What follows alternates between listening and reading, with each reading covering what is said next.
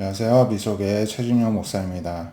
2023년 9월 1일 오늘 날개 쉬는 생명수 샘물 한 모금 시작하도록 하겠습니다. 예레미야 15장 1절부터 9절까지 말씀을 함께 보실 텐데요. 하나님께서 예레미야 선지자를 통하여서 이스라엘 백성들을 책망을 하십니다. 하나님이 말씀하시기를 모세와 사무엘이 내 앞에 섰다 할지라도 내 마음은 이 백성을 향할 수 없나니 그들을 내 앞에서 쫓아내보내라. 하나님께서는 모세와 사무엘이 지금 하나님 앞에서 하나님께 용서를 구하고 기도하고 막 엎드리고 할지라도 돌이키지 않겠다고 하십니다. 그들이 만일 이제 예레미야에게 말하기를 우리가 어디로 나아가려 하거든 너는 그들에게 이르기를 하나님이 이와 같이 말씀하셨다 하고 전하라고 합니다. 죽을 자는 죽음으로 나아가고 칼을 받을 자는 칼로 나아가고 기근을 당할 자는 기근으로 나아가고 포로될 자는 포로됨으로 나아갈지니라 하셨다 이렇게 전하라는 것입니다. 이게 지금 하나님 선하신 분이시기 때문에 사는 길로 가르쳐 주시는 것입니다. 이들은 지금 전세가 기울었기 때문에 바벨론에서 포로로 잡아가려고 하면 포로로 잡혀가야 살 수가 있는 것입니다. 그래서 죽을 자가 그냥 죽어야 되겠다 하고 나아갈 때 오히려 살 수 있는 기회가 있고 칼을 받을 자는 칼로 나아갈 때 기근을 당할 자는 기근으로 나아갈 때 포로될 자는 포로됨으로 나아갈 때 살아날 가능성이 있는 것입니다. 오히려 죽음 피하려다가 죽게 되고요. 칼 피하려다가 칼 맞습니다. 기근 피하려다가 또 붙잡혀서 결국에는 기근으로 굶어 죽습니다. 포로 안 되려고 도망가다가 붙잡혀서 다시 포로 되는 것입니다. 그래서 이렇게 오히려 살고자 하는 자는 죽고 죽고자 하는 자는 사는 것이 하나님의 방식인 것입니다. 또 3절에 하나님 말씀하시기를 내가 그들을 네 가지로 벌하겠다. 첫 번째는 죽이는 칼, 두 번째는 찢는 개, 세 번째 삼켜 멸하는 공중의 새, 네 번째 땅의 짐승입니다. 그러니까는 이제 전쟁이 일어나서 전투 가운데 칼에 맞아 죽습니다. 시체가 됐죠.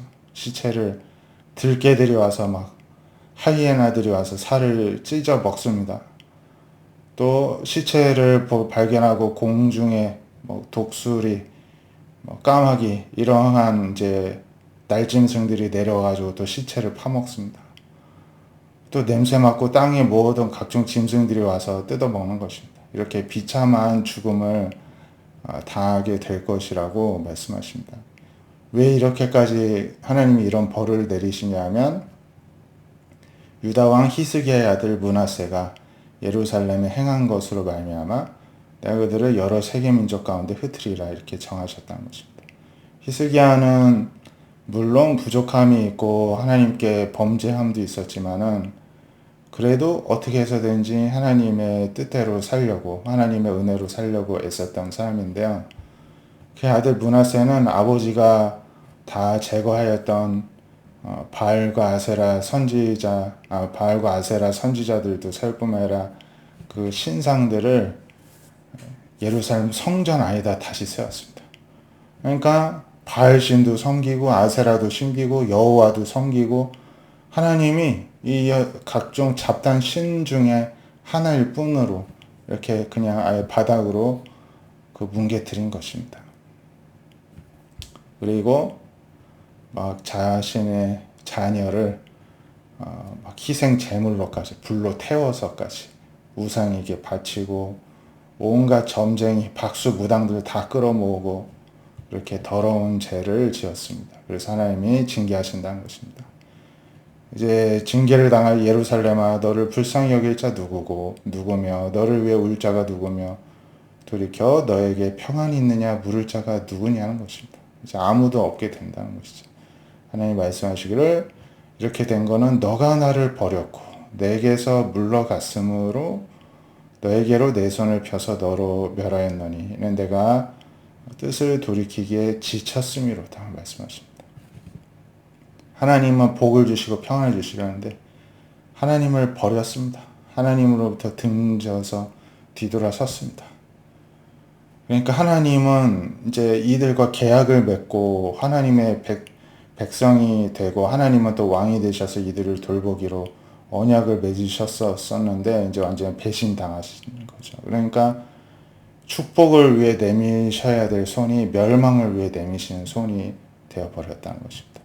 하나님이 또 이제 용서해주고 또 마음을 진노하려다가 다시 돌이키시고 했는데 이제는 지치셨다는 것입니다. 그러니까 뭐 이들이 이제는 이제 더 이상 기회가 없는 것입니다. 회복할 기회가 없습니다. 내가 그들을 그 땅의 여러 성문에서 키로 까불러 그 자식을 끊어서 내 백성을 멸하였나니 이는 그들이 자기 길에서 돌이키지 아니했습니다. 막 곡식을 막 키로 막 쳐가지고 막 타작을 하듯이 그렇게 백성을 쳐서 이제 끊어냈다는 것입니다. 8절에 그러다 보니까 이제 과부가 내 앞에 바다모래보다 더 많이 있습니다. 남편들이 이제 전쟁에 나다 다 죽었습니다. 그래서 다 과부가 넘쳐나게 되었습니다. 대낮에 파멸시킬 자를 그들에게 데려다가 그들과 청년들의 어미를 쳐서 놀람과 두려움을 그들에게 갑자기 닥치게 하였습니다. 7 낳은 여인에게는 쇠약하여 기절하게 하며 그러니까 아들 7을 낳은 어머니가 있었는데 아들 7이 전쟁에 나가 다 죽었습니다. 그 소식을 듣고 어머니가 기절하였다는 것이죠. 아직도 대낮에 그 애가 떨어져서 그에게 수치와 근심을 당하게 하느니라. 남은 자는 대적의 칼에 붙이리라. 여호와의 말씀입니다. 굉장히 무서운 말씀이죠. 왜 이들이 이렇게 마치 적들에게 사냥당하듯이 왜 이런 처지가 되었습니까? 죄악이 가득 찼기 때문이죠.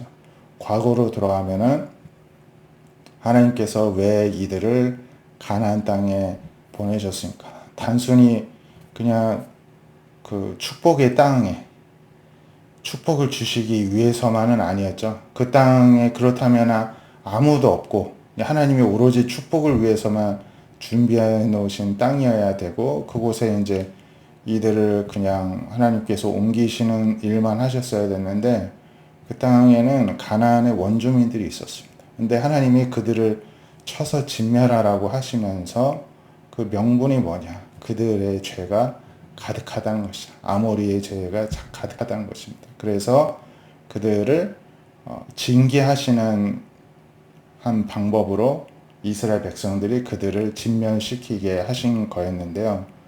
이제 거꾸로 그래서 그 땅으로 들어왔는데 거꾸로 이들을 징계하시기 위해서 뭐 바벨론이니 아수르니 이러한 대적들이 이들을 사냥하도록 쳐서 무찌르도록 하나님이 허락하셨다는 것입니다. 처지가 정반대가 된 것입니다. 데살로니가 후서 2장 7절에서는 불법의 비밀이 이미 활동하였으나 지금은 그것을 막는 자가 있어 그 중에서 옮겨질 때까지 하리라. 불법의 비밀은 이미 이제 그 활동을 많이 하고 있는데 그 중에서 이제 또 계속해서 지금은 뭐 복음으로 인해서 막히고 하는 일이 있어도 계속 옮기는 자는 옮기고 있다는 것입니다. 불법한 자가 나타나리니 주 예수께서 그 입의 기운으로 그를 죽이시고 강림하여 나타나심으로 패하시리라.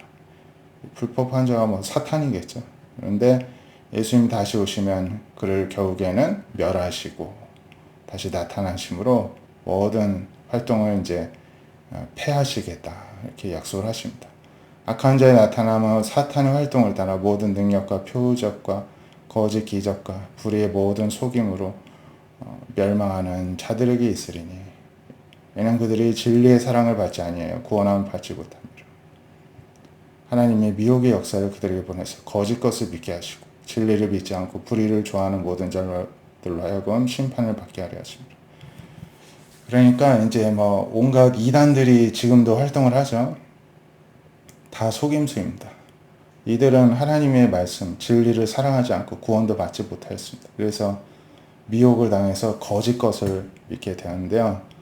하나님께 선택을 받지 못하면 그 진리를 믿지 않고 불의를 좋아하는 그들을 하나님은 그대로 내버려 두십니다. 그래서 그 대가로 이제 심판을 받도록 내버려 두신다는 것입니다. 예수님도 복음 전할 때 귀 있는 자는 들으라 하시고, 똑같이 예수님의 설교를 들어도 누구는 그 말씀을 받아들이고 또 믿고서는 구원받는 삶이 있었던 반면에, 누구는 저 예수는 귀신 들렸다, 미쳤다, 이단이다 막 하면서 거부하고 이렇게 저항하는 사람들도 있었죠.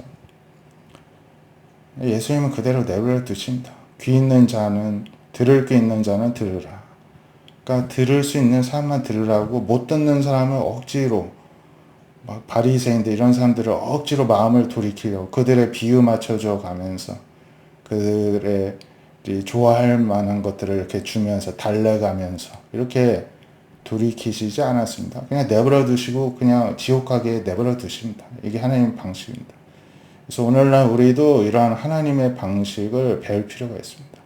우리가 바르게 알려주려고 하고 권면해도 잘 안 들리고 이제 잘 소통이 안 되는 경우가 있는데, 그럴 때는 하나님 방식처럼 그냥 내버려 두는 것이 가장 현명하고 지혜롭다고 생각합니다.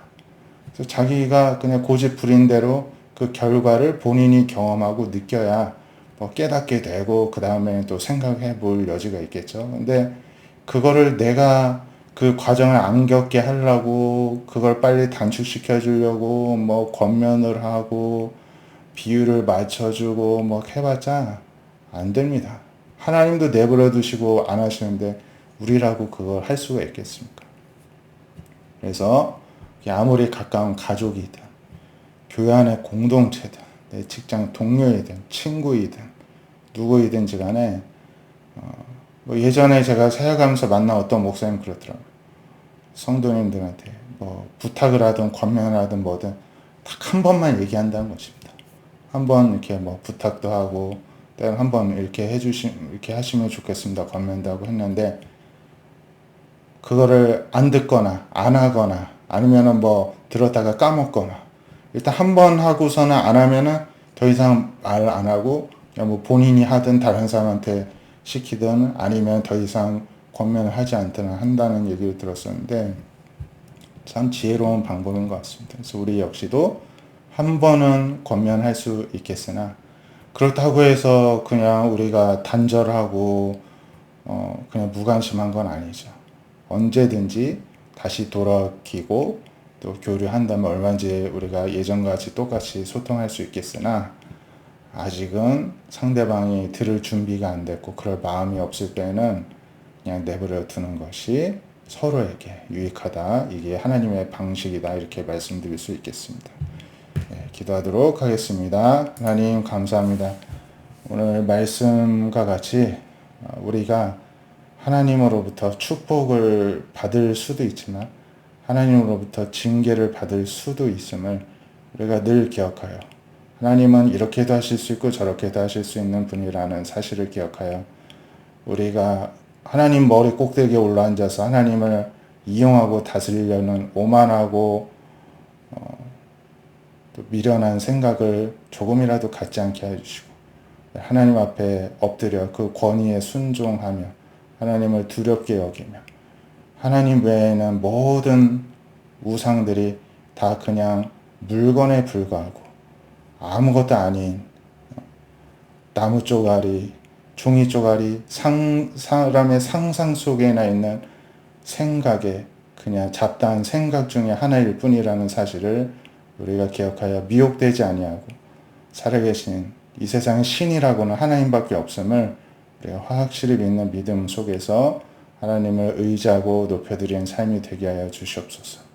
또한 이 세상에 살아갈 때에 참 미혹의 영들이 역사하는 시대 가운데 있습니다. 우리 역시가 또 먼저 미혹될 수 있음을 기억하고 늘 분별하고 하나님 앞에 깨어있게 하여 주시오며, 또한 주변에 하나님 우리가 돌이키려고 했어도 안 될 때 하나님께 기도하고 하나님께 맡김으로써 우리가 끝까지 인내할 수 있는 또한 지혜와 그러한 능력 또한 허락하여 주시옵소서.